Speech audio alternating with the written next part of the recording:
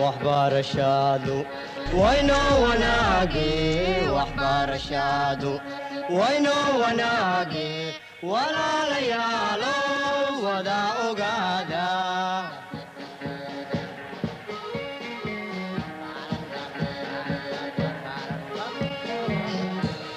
وهي تعلينتا ودادا توسن وهي تعلينتا. Nous vous souhaitons la bienvenue, chers candidats au baccalauréat. Nous vous présentons dans cette séance l'épreuve au baccalauréat pour la série S, donc à savoir la série scientifique. Comment se présente cette épreuve? Dans un premier temps, c'est une épreuve qui est donc composée de deux grandes parties.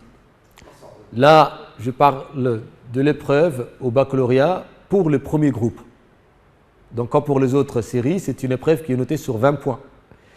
Si nous jetons un coup d'œil sur les modalités de l'épreuve, les élèves de la série scientifique composent en histoire-géographie lors d'une épreuve anticipée en classe des premières. L'épreuve porte sur le programme de la classe des premières. Elle évalue à la fois les connaissances acquises en première et les compétences construites durant la scolarité. Le coefficient de la note d'histoire-géographie est de 2. L'épreuve dure 2h30 et se compose de 2 parties. Pour chaque session, l'épreuve prévoit un équilibre entre l'histoire et la géographie. Si nous passons maintenant à la structure de l'épreuve, comme je l'ai déjà dit tout à l'heure, c'est une épreuve qui est composée de 2 grandes parties. Chaque partie est notée sur 10 points. La première partie porte sur un exercice qui évalue l'acquisition et la restitution organisée des connaissances. Selon les sessions, cet exercice consiste à réaliser un croquis. Dans ce cas, les candidats ont le choix entre 2 croquis de géographie ou entre 2 croquis d'histoire. Les croquis demandés correspondent à ceux qui ont été travaillés en classe durant l'année. Les candidats travaillent sur un fond de cartes fourni.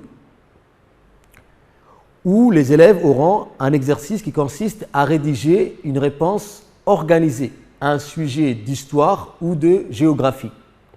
Dans ce cas, les candidats ont le choix entre 2 sujets d'histoire ou entre 2 sujets de géographie. Donc ça, c'est la première partie qui est notée sur 10 points. La seconde partie, qui est elle-même aussi notée sur 10 points, porte sur un exercice qui évalue les compétences à analyser un document. Selon les sessions, cet exercice consiste en une analyse d'un document historique ou en une analyse d'un document géographique. L'épreuve du second groupe, qui est notée aussi sur 20 points, porte sur une épreuve qui est écrite. Elle dure 1 heure. Elle se compose d'un exercice, soit donc une analyse d'un document historique, soit un document géographique. Cette analyse est guidée par un petit nombre de questions, 4 ou 5 questions. Nous allons maintenant voir la méthode pour pouvoir faire la réponse organisée. Donc je rappelle que cet exercice fait partie de la première partie de l'épreuve pour la série scientifique. La réponse organisée est un devoir rédigé proche de la composition. Il faut mobiliser ses connaissances pour traiter des aspects du sujet. Il faut utiliser les mots clés du sujet, les définir, les comprendre. Il faut toujours commencer par 1 ou 2 phrases introductives qui présentent la problématique. La réponse organisée doit être préparée à l'avance par un plan au brouillon, les différentes parties, les idées, des exemples. Le plan doit apparaître sous forme des parties rédigées dans la réponse organisée. Ces parties sont séparées les unes des autres autour des lignes. Éviter certains défauts d'expression écrite, ne pas raconter par exemple le passé en écrivant au futur.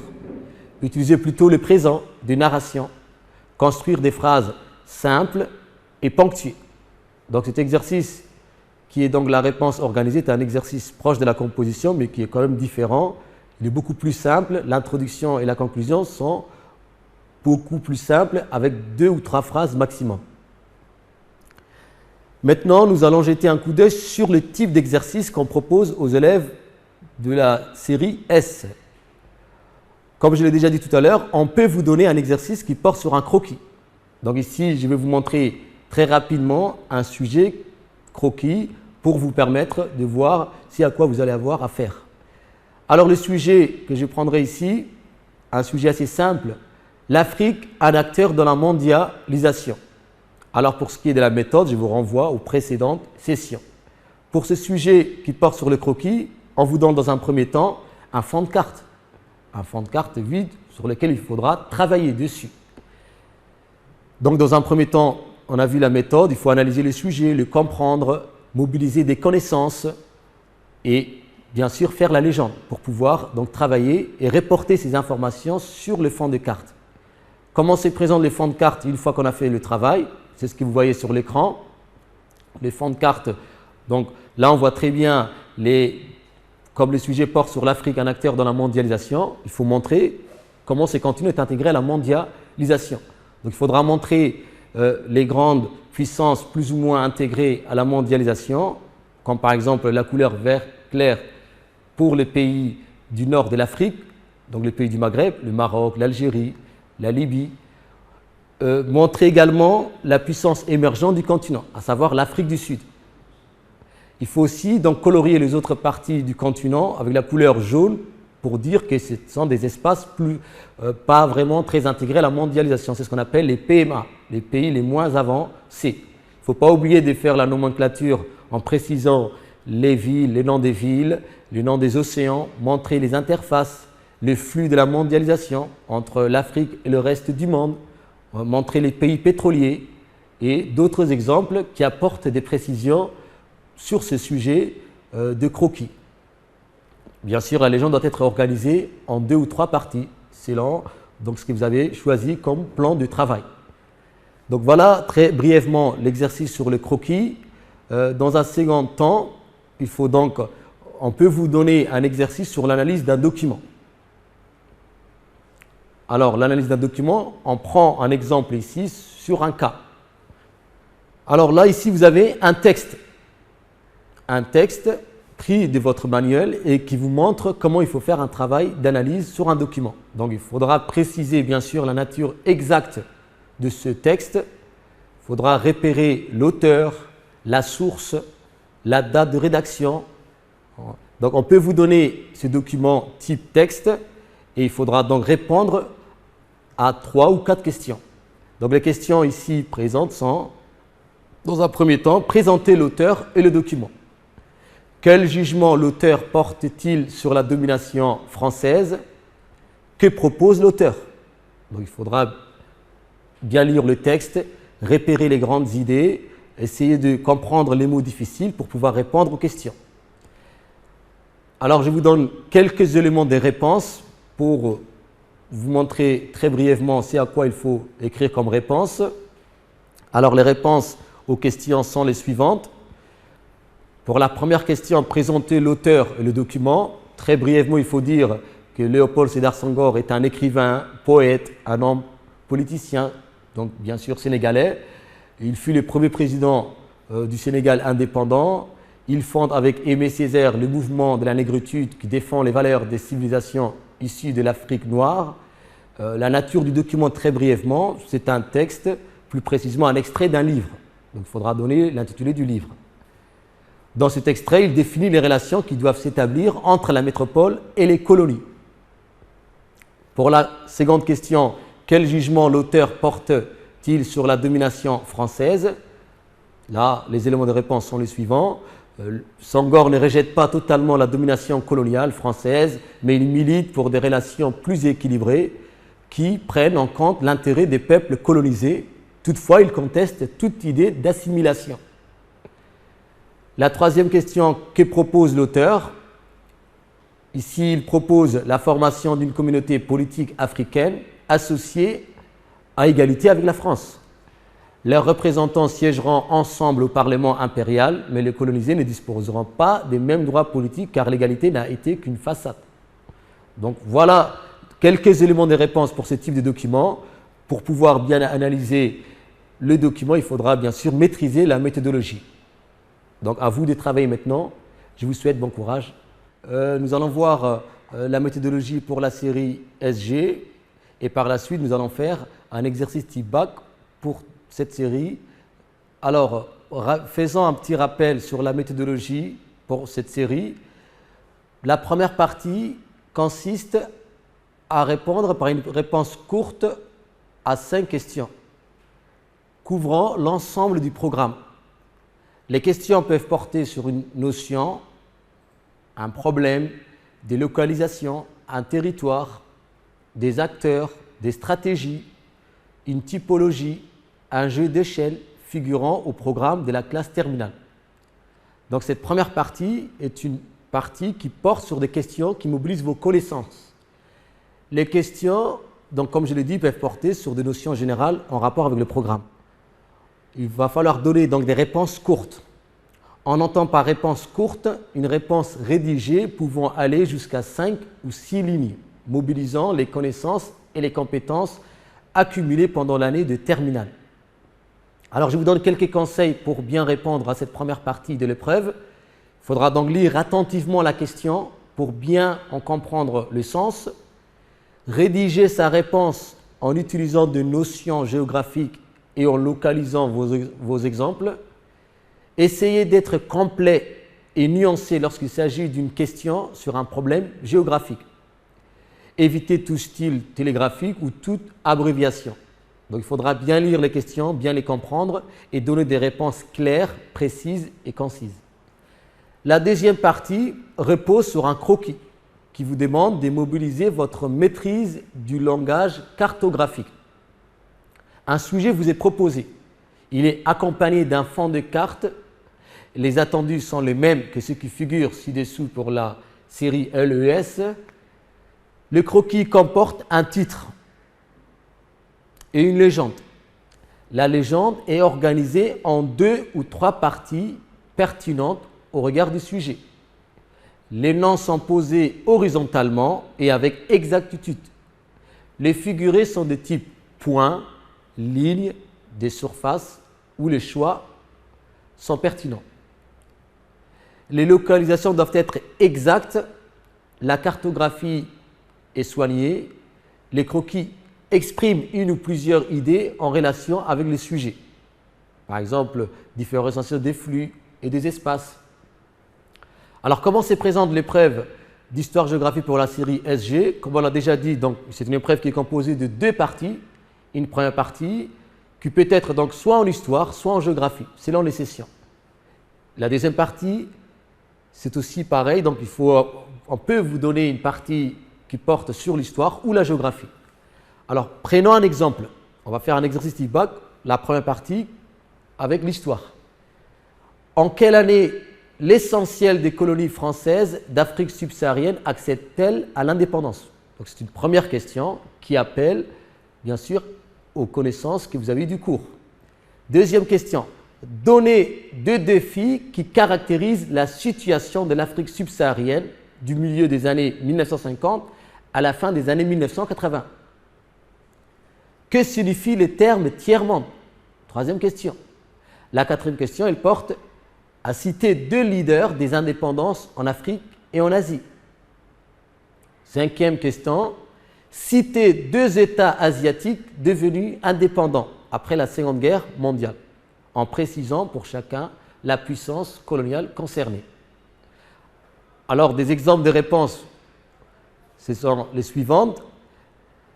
Pour la première question, il faut donner la date, en 1960. La deuxième question, la réponse est la suivante. Les États d'Afrique subsaharienne issus de la colonisation ont eu à relever des défis politiques, la mise en place d'une organisation politique stable, démocratique et indépendante. Économique, choisir un modèle de développement, assurer la croissance du pays. Objectifs sociaux, assurer le développement dans le domaine de l'éducation, de la santé. Ou diplomatique, à savoir donc exister sur la scène internationale, notamment dans le contexte de la guerre froide. Pays non alignés, par exemple. Créer une Union africaine. La troisième réponse, il faudra donner donc la définition de l'expression tiers-monde. Cette expression est créée en 1952 par l'économiste Alfred Sauvy pour qualifier les pays ou territoires qui ne sont membres d'aucun des 2 blocs de la guerre froide. Pour la quatrième question, vous pouviez choisir Ho Chi Minh, qui a œuvré pour l'indépendance du Vietnam, et Patrice Lumumba, indépendantiste congolais. Pour la 5e question, vous pouviez donner l'exemple de l'Inde en 1947, qui appartenait à l'Empire britannique, et de l'Indochine en 1954, qui appartenait à l'Empire français. Il faudra donner ici les réponses en rapport avec les dates de décolonisation. Pour la deuxième partie de l'épreuve d'histoire-géographie pour la série SG, ça porte sur un croquis. Alors, les croquis, on va vous donner bien sûr un fond de carte. Dans un premier temps, il faudra compléter la carte et réaliser la légende selon les consignes qu'on va vous donner. Dans un premier temps ici, donc, il faudra localiser sur la carte les 3 mégalopoles principales, les 4 principales villes mondes, 3 métropoles du Sud, une en Afrique, une en Asie et une en Amérique latine.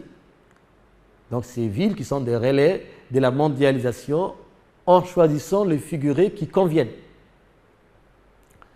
Il faudra donc aussi matérialiser sur la carte le flux entre les 3 pôles de la triade et enfin donner un titre au croquis. Alors le fond de carte, tel que vous le voyez sur l'écran, il faudra reporter toutes les consignes qui vous ont été données lors de l'épreuve, à savoir donc mettre les villes mondes, mettre les mégalopoles, la mégalopole américaine, la mégalopole européenne et la mégalopole japonaise, mettre aussi le nom de quelques villes, le nom de quelques pays, etc. Donc pour cela, vous pouvez réviser les différentes cartes qui vous ont été données dans votre manuel. Merci pour votre attention. À vous de vous entraîner maintenant. À très bientôt.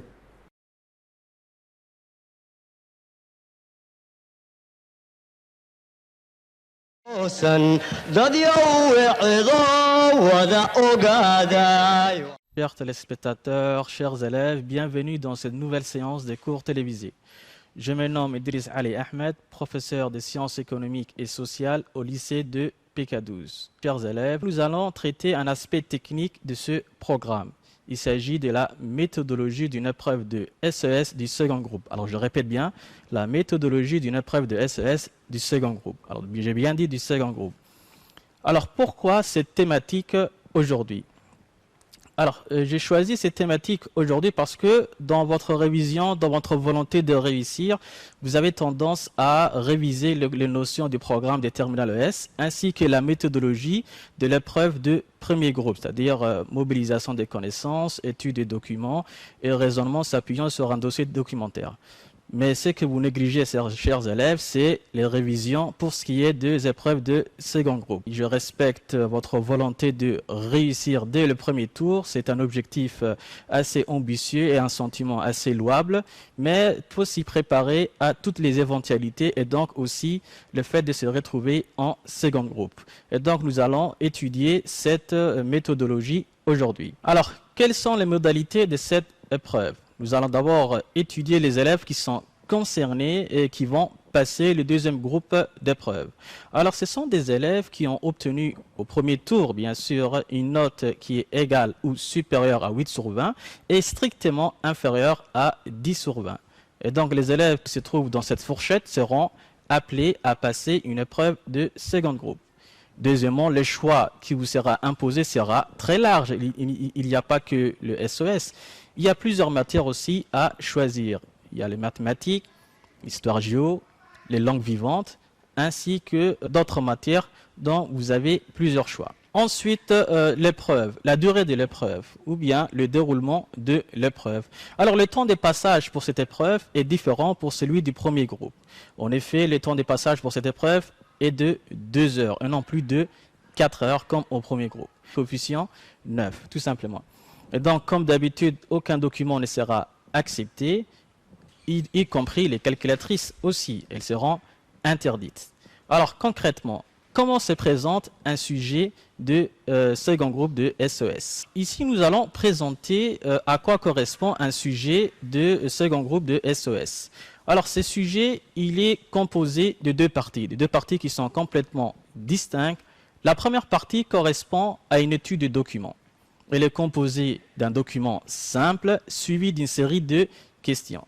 Vous aurez un document simple, mais des natures différentes aussi. Ça peut être un tableau statistique, ça peut être un graphique, ça peut être aussi tout simplement un texte. Il sera suivi d'une série de questions qui seront comprises entre 4 ou 5 questions. Alors, qu'est-ce qui vous est demandé dans cette première partie?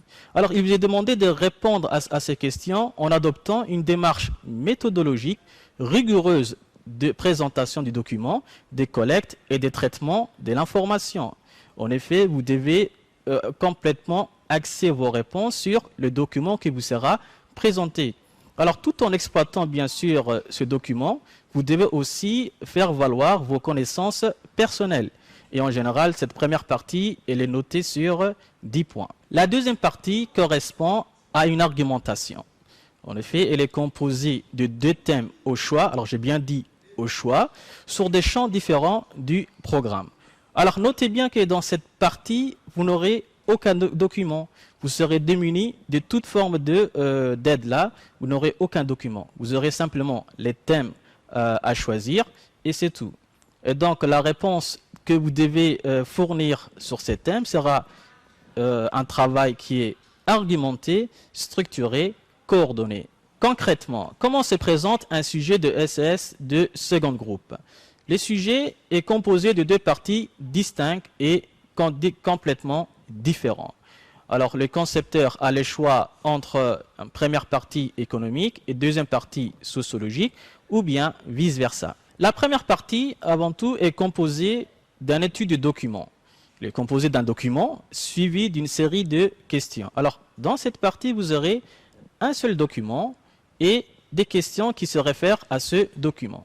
Alors, le document peut être de nature différente. Ça peut être un tableau statistique, ça peut être un graphique ou tout simplement un texte. Et les séries de questions seront composées entre 3 à 5 questions.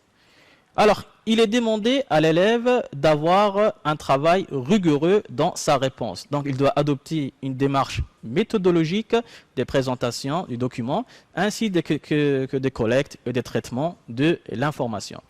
Alors, tout en exploitant le document, il doit en même temps aussi faire valoir ses connaissances personnelles, c'est-à-dire le cours qu'il avait appris ou bien les notions qu'il avait maîtrisées tout au long de l'année. La deuxième partie correspond à une argumentation. Elle est composée de 2 thèmes au choix. Alors, j'ai bien dit 2 thèmes au choix. Alors, dans cette partie, la particularité est que vous n'aurez pas de documents. Vous aurez tout simplement les thèmes à traiter et ce sont des thèmes où vous serez démunis de toute forme de documents, comme vous aviez l'habitude dans les épreuves de premier groupe. Alors, il est demandé à l'élève de répondre à ce thème en ayant à l'esprit qu'il faut argumenter votre réponse et donner un travail structuré et coordonné. Bien sûr, il faudra faire appel au maximum à vos connaissances personnelles et à toutes les informations qui sont liées à l'un des 2 sujets que vous aurez choisis. Mais, chers élèves, il ne faut pas y confondre aussi, il faut faire très attention. Alors, quand je dis connaissances personnelles, il ne s'agit pas de recopier le cours en lui-même, mais il s'agit de donner une réponse structurée, argumentée, coordonnée, pour répondre au thème qu'on vous a soumis. Maintenant, nous allons concrètement traiter un sujet type bac de second groupe, celui de l'année 2016. Alors, comme on l'a vu dans la présentation du sujet, la première partie est composée d'un document, d'une étude de document. Donc, ici, en l'occurrence, vous avez un texte, mais ça peut être aussi, comme je l'ai dit, un tableau statistique ou un graphique, là, tout simplement. Mais en 2016, le sujet proposé pour ce qui est de la première partie, pour l'étude d'un document, était un texte. Alors ici, le texte fait référence entre la République de Djibouti et sa volonté d'avoir une transition énergétique. Alors, comme vous le voyez dans le texte là, vous avez des paragraphes soulignés dans lesquels les questionnaires feront référence aussi. Donc, un texte qu'il faudra lire attentivement, qu'il faudra l'exploiter tout en ayant dans la tête que ça se réfère à des notions importantes du programme de terminale. Les questionnaires maintenant. Alors vous avez ici des séries de questions. Ils sont au nombre de 4. Qu'est-ce que le développement durable? expliquer les passages soulignés. On l'a vu tout à l'heure que dans les textes, il y avait des passages soulignés. Voilà, vous aviez ici des passages soulignés. Donc, pourquoi l'État djiboutien a décidé de se tourner vers leurs énergies renouvelables? Quels sont les avantages d'une baisse de coût de l'énergie pour les Djiboutiens? Alors, vous avez ici des séries de questions. Alors, en l'occurrence, la première question, c'est une question de cours, qui se réfère pas vraiment directement au document, mais plutôt à vos connaissances personnelles.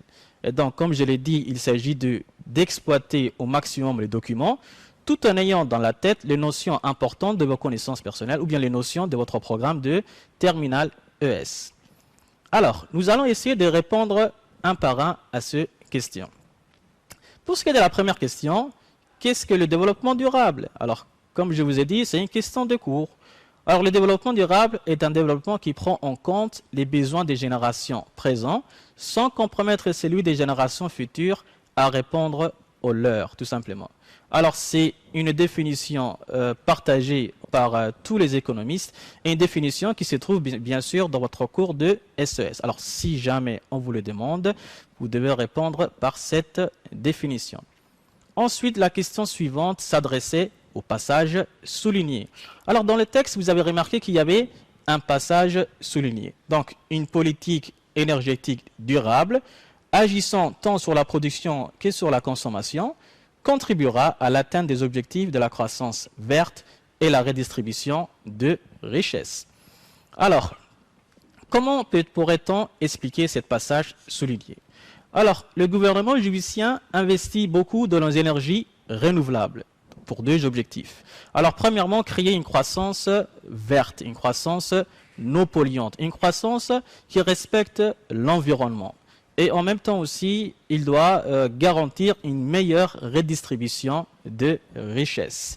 Donc l'objectif, c'est de coïncider ou bien rendre compatible le principe d'une croissance économique et aussi celui de la préservation de l'environnement, c'est-à-dire le développement durable.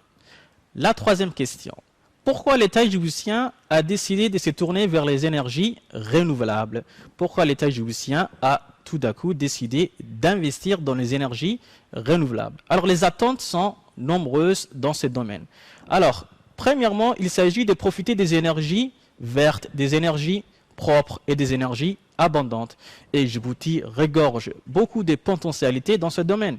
Nous avons l'énergie éolienne, l'énergie géothermique bien sûr, et l'énergie solaire. Donc, il faudra investir pour en profiter au maximum. Deuxièmement, il s'agit de baisser le coût de l'électricité. Alors, la baisse du coût de l'électricité aura des conséquences sur le pouvoir d'achat des ménages. Donc, ce qui leur permettra d'avoir plus de pouvoir d'achat et d'investir dans des biens de consommation, par exemple celui de l'éducation ou de la santé.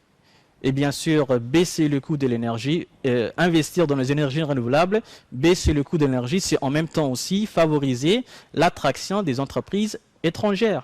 En effet, le premier obstacle pour les firmes internationales de vouloir s'installer à Djibouti est celui du coût de l'énergie. Alors c'est un coût qui est extrêmement important et qui les fait fuir, tout simplement. Et donc, investir dans les énergies renouvelables aussi pourra permettre d'attirer les entreprises étrangères. La dernière question. Quels sont les avantages d'une baisse du coût de l'énergie pour les Djiboutiens? Alors concrètement, baisser le coût de l'énergie pour les Djiboutiens, qu'est-ce que ça va les apporter là? Alors, premièrement, bien sûr, des baisses de coût de l'énergie, ça va améliorer leurs conditions de vie et de bien-être là. Et donc, rediriger leur surplus de revenus vers des domaines qui pourront satisfaire leurs besoins, c'est-à-dire celui de la santé, l'éducation ou peut-être avoir aussi des loisirs. Donc, avoir plus de consommation. Et en dernier, bien sûr, favoriser l'industrialisation de notre pays. En effet, l'économie de notre pays est basée à 80% sur les services, sur le secteur tertiaire, tout simplement. Nous manquons cruellement d'industrie. Et donc, comme je le disais tout à l'heure, le premier obstacle à l'industrialisation du pays, c'est le coût de l'énergie qui est extrêmement élevé.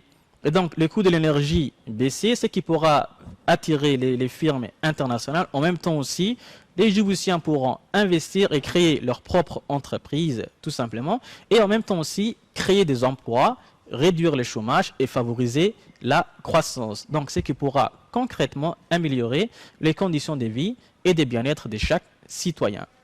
Et donc, la première partie, comme nous l'avons vu maintenant, il s'agissait d'un texte et suivi d'une série de questions. Et globalement, cette première partie, elle est notée sur 10 points.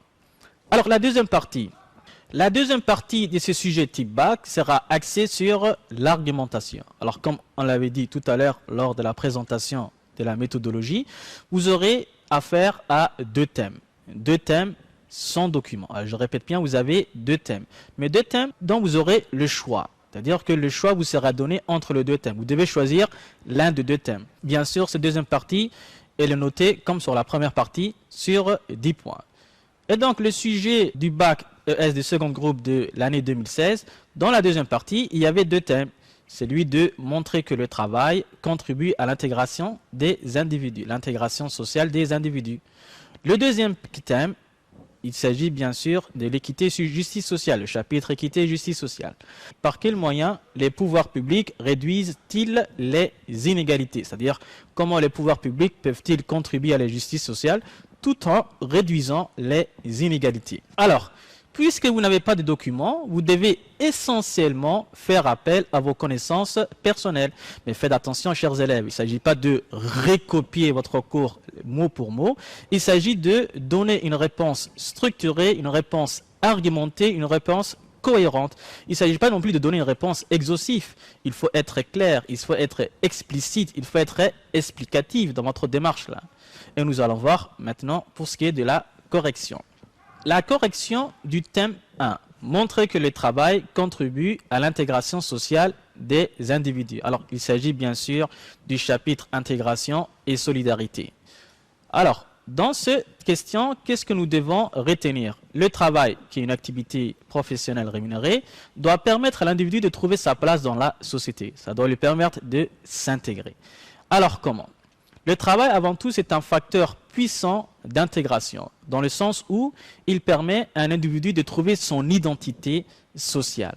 Alors, deuxièmement, le travail, il permet de créer des liens de sociabilité, un ensemble de relations ou des liens entre l'individu et le reste de la société, des liens de fraternité, des liens amicaux, des liens professionnels aussi. Le travail permet aussi à l'individu d'avoir un revenu et donc avoir accès à la société de consommation. Et donc ce revenu va lui permettre de satisfaire ses besoins les plus élémentaires, mais en même temps aussi être utile au reste de la société, en premier, celui de sa famille.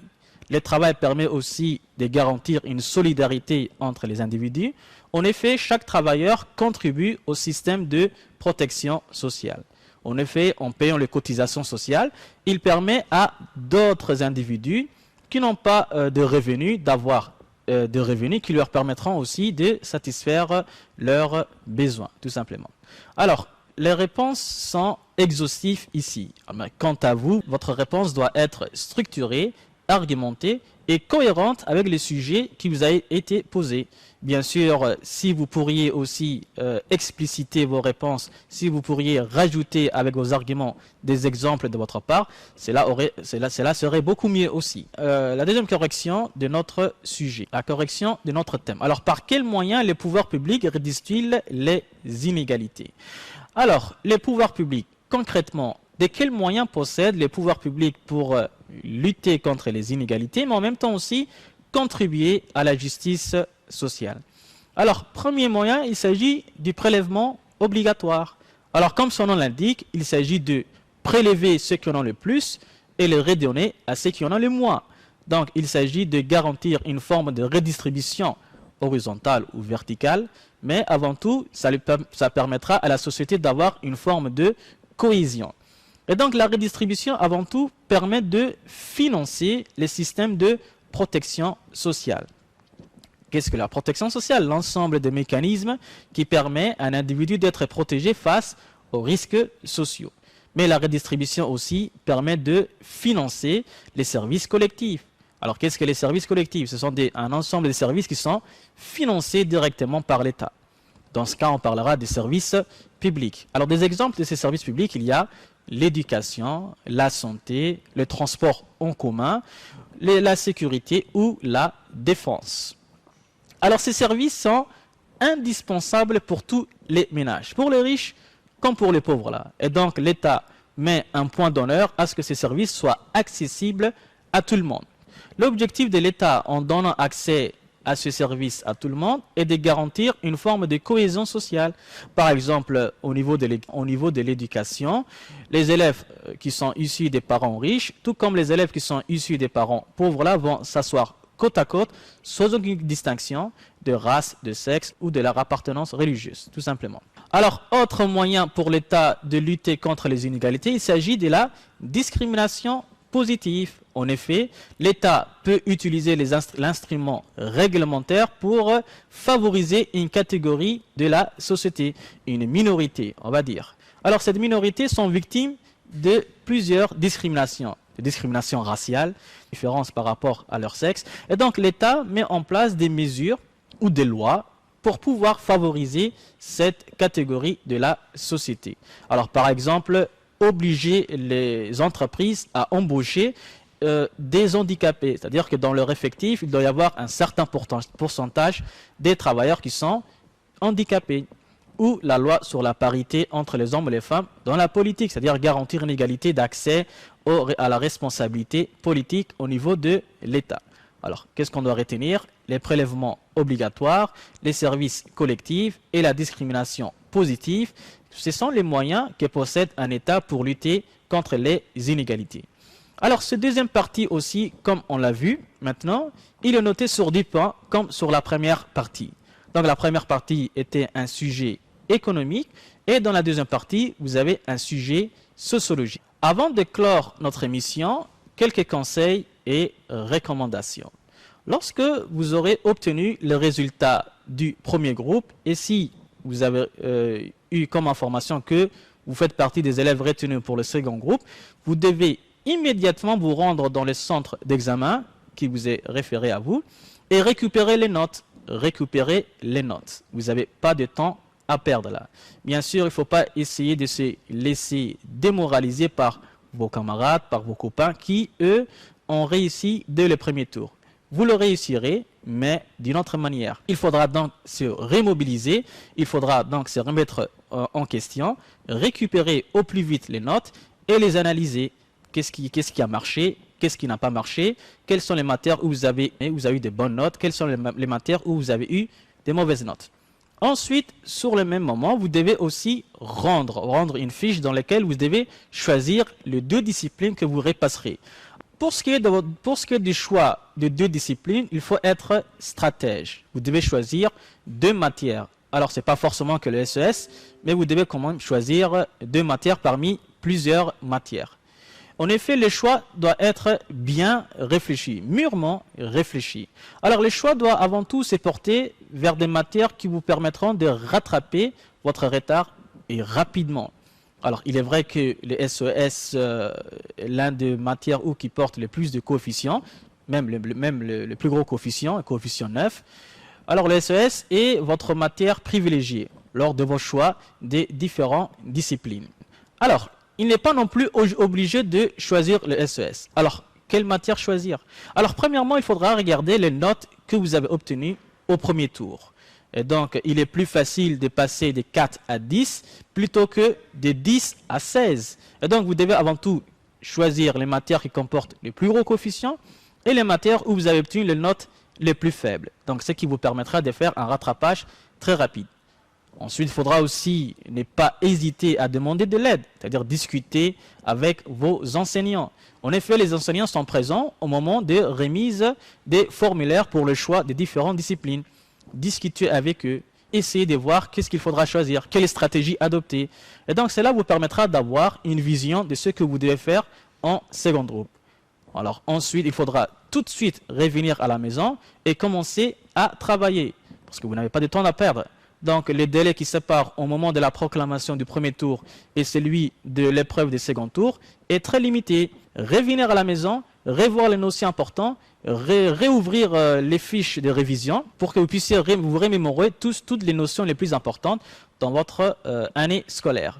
Alors, il faudra aussi gérer votre stress. C'est très important. Il est vrai que vous êtes aux portes de la réussite, mais il ne faut pas non plus tout gâcher par votre stress. Donc, il faut du sang-froid, il faut se maîtriser, il ne faut pas non plus se laisser aller. Donc vous devez travailler Donc gérer votre stress, c'est très important. En même temps aussi qu'il faudra gérer votre temps de travail. Votre temps de travail doit être maîtrisé. En même temps aussi que le jour de l'épreuve, lorsque vous passerez votre épreuve, vous devez gérer votre temps. Parce que le temps, il est limité. Ce n'est plus 4 heures comme dans le sujet du premier groupe, là, ce n'est plus 4 heures. Mais cette fois-ci, c'est un sujet de 2 heures. Donc, vous devez avant tout consacrer au moins 1 heure pour chaque partie pour avoir un équilibre dans votre travail. Alors, ne pas être stressé, mais en même temps aussi, gérer votre temps de travail. Il est vrai que vous passerez les dernières épreuves de l'année, mais il arrive que des élèves oublient leur carte d'identité ou les heures dans lesquelles ils devront passer ou se soumettre à ces épreuves. Donc vous devez noter dès le départ le jour et l'heure et le lieu sur lequel vous allez passer ces épreuves, les noter correctement, les retenir et ne pas l'oublier. Bien sûr, les plus importants, ce sont les pièces d'identité, que ce soit une carte d'identité nationale ou bien carte scolaire, ce qui est très important. Sinon, vous serez obligé de ne pas passer du tout. Il est vrai que le stress pousse les élèves à oublier. Donc, ce qui est important, c'est de maîtriser votre stress. Nous arrivons au terme de notre émission. Chers élèves, j'espère vous avoir apporté plus de clarté, plus d'explications, plus de lisibilité dans ces sens. Je vous souhaite bonne réussite. J'espère que vous serez tous au premier groupe et non pas au deuxième groupe. Et bon courage pour vos révisions.